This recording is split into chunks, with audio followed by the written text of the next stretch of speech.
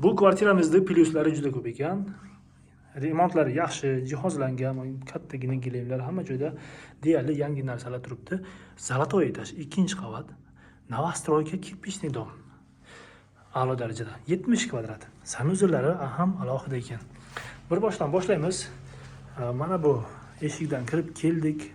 Kirib kelganda kattagina prixojini shkafimizni qilib qo'ygan ekanlar. Bu ham juda yaxshi, kerakli narsa. Xo'p, remontlari juda yaxshi, akkuratni holatda turibdi. Mayda juday kamchiliklari bor. To'g'rimizda kirib kelganda kattalarga yotoqxona qilgan ekanlar, kravat hamda kerakli mebellarimiz bor.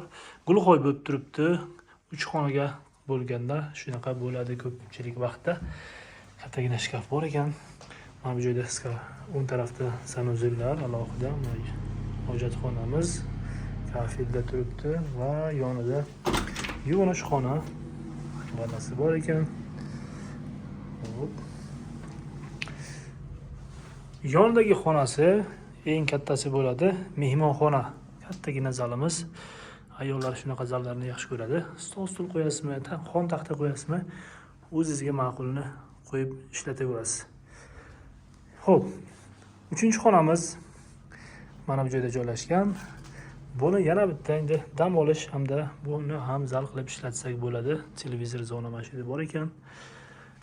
Hamma derazalari akvaplastdan turibdi. Uyda hamma narsa shu turishda qolgan ekan. Va mana bu joydan oshxonaga kiramiz. Oshxonani maydagina kompaktni qilib qo'yganlar. Endi 3 ta xonaga bo'lgandan keyin shunaqa bo'lib qoladi. Kerakli mebel texnikasi qarang, bor hammasi, plita, vitishka, moyka va xolodilnik ham shu yerda joylashgan ekan. Derazasi bor, bu ham juda yaxshi narsa.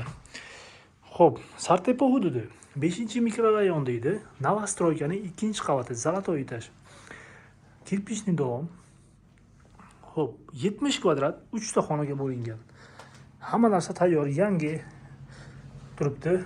Shunday kiramiz, yashaymiz, mazza qilib ishlatamiz. Narxini 67500 dollar so'rayaptilar. Savdosini albatta qilib beramiz. Zudlik bilan aloqaga chiqamiz.